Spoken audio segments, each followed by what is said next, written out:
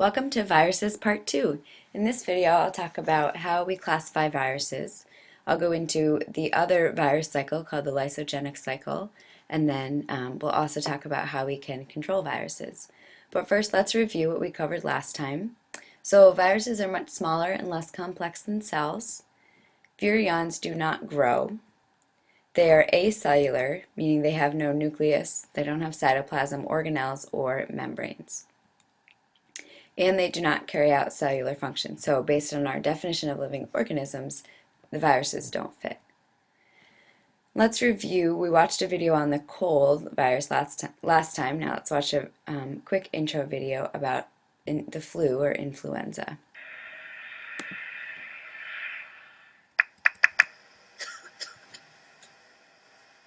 The carrier of a devastating flu virus could be as innocent as a child. She could be returning home with her family from a vacation.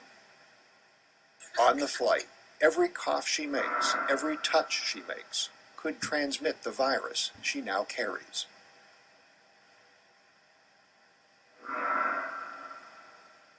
Early symptoms of a flu are like the common cold. It could be hours or days before more serious symptoms become apparent.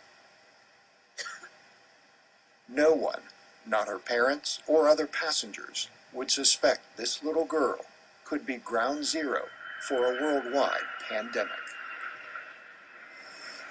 Flu viruses kill people every year, but in the last century, 3 flu pandemics killed millions. Perhaps the most serious recorded flu outbreak began in 1918. Close quarters of World War I soldiers provided opportunity for human-to-human transmission. And their migration to the war zones meant mixing with civilians around the world. Victims bled internally, and the lungs filled with fluid, sometimes drowning the patients.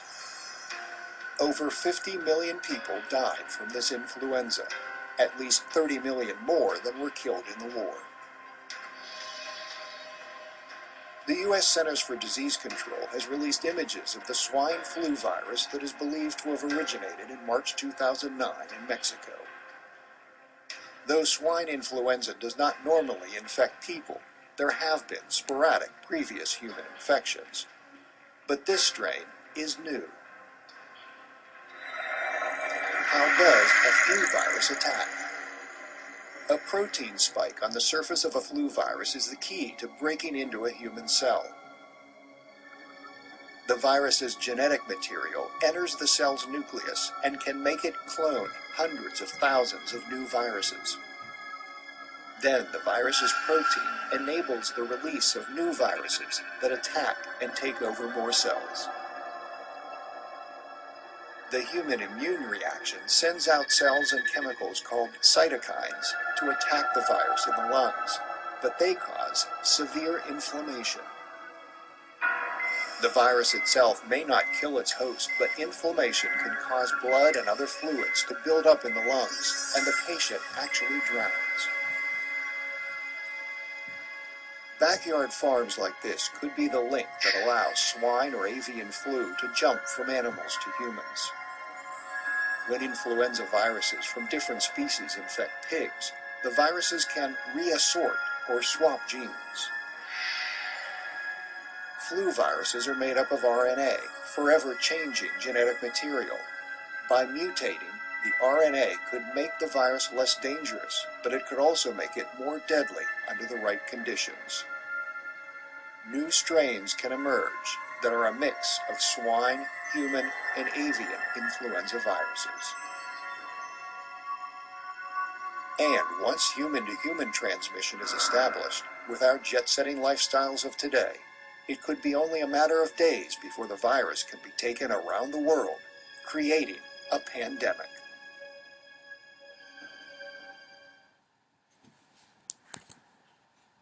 So that movie's a little creepy if you're watching that right before you go to bed at night. But every year you'll hear, especially right before the winter, in the news and the media, they'll hear talks about the flu and different types of flu viruses. In many ways, that's similar to what we saw with the infection with the cold, just more severe. So some general vocab that you should know, and some of this, the vocab is already written out for you in your notes, but pathogens are viruses that are causing disease. Not all viruses are necessarily going to cause disease in humans, but we would refer to them as pathogens.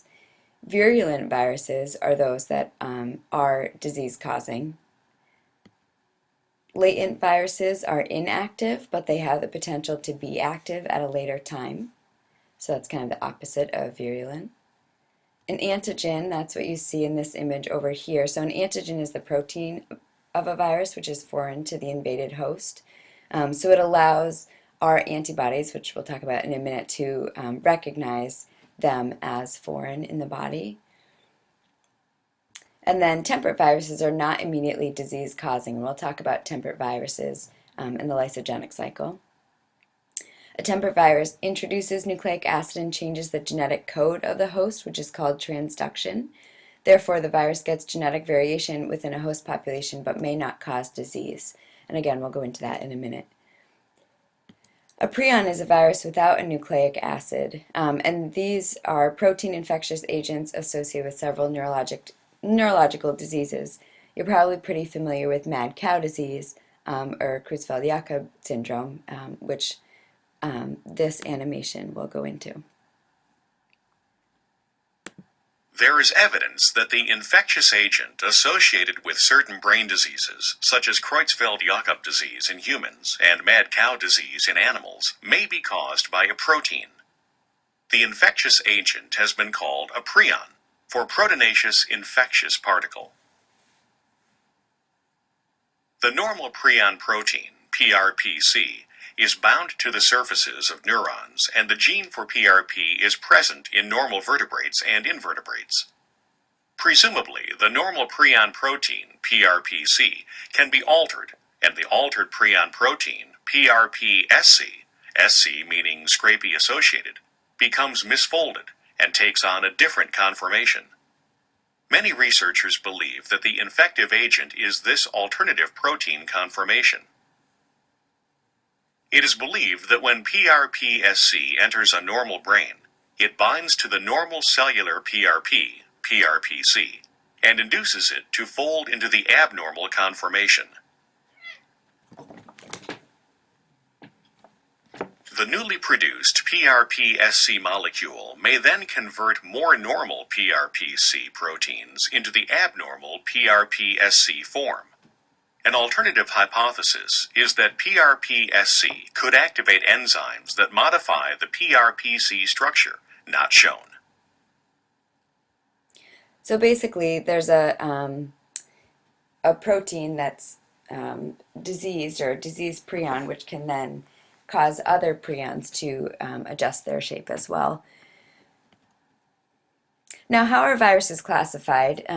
We already talked about by genetic material. They can be DNA or RNA viruses. But then they can also be classified through their capsid structure, so helical or rod-shaped viruses, polyhedral or icosahedral, and then complex viruses. And the complex are often talking about bacteriophages, which infect organisms. But let's look at a few pictures. So these are the helical viruses, the polyhedral or icosahedral viruses, and then the complex viruses, which include bacteriophages. So then we can also classify them by the organisms that they infect. They'll infect bacteria, plants, animals, and other living organisms to reproduce. And this is our example of a bacteriophage, which infects a virus that infects bacteria. A given virus will usually infect a limited number of species. They're pretty specific. And then within a host organism, they're also limited to a number of cell types that can be infected by that virus. And just a note on host range, so there are an array of host cells that a particular virus can infect, but still limited. And these are determined by lock and key fit between the virus and then a receptor on the surface of a host cell. We talked about those receptors in the lytic cycle. So here's the lytic cycle that we talked about last time, where the viruses infect a cell. The cell then reproduces the virus proteins. The virus or virions come together and then lyse out of the cell. But there's another cycle called the lysogenic cycle, and we'll go into that. And that's called a temperate virus, so it doesn't necessarily infect your body right away. So the virus will attach itself and inject its DNA into the host cell, just like in the lytic cycle. But what's different is that this viral DNA incorporates itself into the host DNA, becoming a new set of cell genes called a prophage. So here, the viral DNA is injected into the bacteria in this case. That then becomes a prophage, where the red there is the viral DNA. So then when the host cell divides, this new gene is replicated and passed to new cells. So, which is what's happening here. It doesn't cause harm to the cell, but it might alter its traits. So now that it's in the host cell, there are two possibilities. The prophage can survive as a permanent part of the DNA of the host organism, or an external stimuli can cause that prophage, as pictured here, to become active, which will use the cell to produce new viruses. So it'll go through the lytic part of this cell. Here's an example again, and it shows how the DNA is incorporated into the cells through cell division, and then it might go through the lytic cycle and release those virions. There are a couple ways to control viruses. Our body doesn't have natural ability to inhibit viral infections, or sorry, it does have some, which is called immunity. White blood cells will engulf viruses into the blood and digest them. Antibodies are blood proteins that will recognize the antigens. So our body, when there's a new foreign antigen, will produce these antibodies. This is also how we induce passive immunity, so that can be through vaccines. And then interferons are proteins produced by the cells when exposed to a virus. The proteins will bind to the cell membranes of neighboring cells and will interfere with the ability of a virus to enter the cell in a few different ways. So these are kind of like warning signals that the cell sends out once it's been infected. So let's look at images of these. These are the white blood cells, and the virus would be much smaller than them, but they are engulfing the virus and then will absorb the virus. And then antibodies, this is an image that you saw before, will react to an antigen, and they will kind of help trigger the immune system to respond more quickly. And then here are interferons. So this cell is being infected by our virus. It sends out interferons, which will signal the cells to react in different ways. So maybe they'll destroy the RNA and they'll reduce protein synthesis, so they won't synthesize the virus. Or they might undergo apoptosis, which is cell death, or it might also activate other immune cells. They can also be destroyed when living outside or when outside of living organisms. So for example, HIV can be really easily destroyed with a 10% bleach solution, which is almost weak enough for you to drink, so it doesn't take much. But then once they're inside the host, most substances that will destroy the virus are also harmful to the host cells. So it's tough to treat them once they're inside the host. We do have vaccines. There are very few for viral infections compared to the number of vaccines for bacterial diseases. They are weakened viruses used to induce the production of antibodies. They were first used for measles, mumps, and rubella, but now there are vaccines for Hep A, B, chickenpox, smallpox, and rabies. So the vaccines will be either made with inactivated or attenuated viruses. Inactivated viruses don't replicate within the host cell, so they are viruses that have been kind of altered so that the host cells will recognize them as foreign, but they can't actually do anything. And then attenuated viruses are weakened viruses, so they've been genetically altered so that they aren't able to cause disease. They will kind of infect your cells, but they aren't strong enough to cause any diseases. And then other solutions are antiviral drugs, and these interfere with the synthesis of viral nucleic acid or with producing viral capsids. These are common for HIV, influenza, herpes, and hepatitis. Antibiotics are kind of confused as viral solutions. They will specifically attack the metabolism of a bacterial cell, and because viruses only use reproductive machinery within a cell, they actually won't destroy viruses. So that's our virus notes for today. In your virus notes packet, you'll see there's a summary box, and you can summarize what you've covered today. I don't have a specific target this time. And then remember to form those 2 questions about the material. that either you have, a friend may have, or you might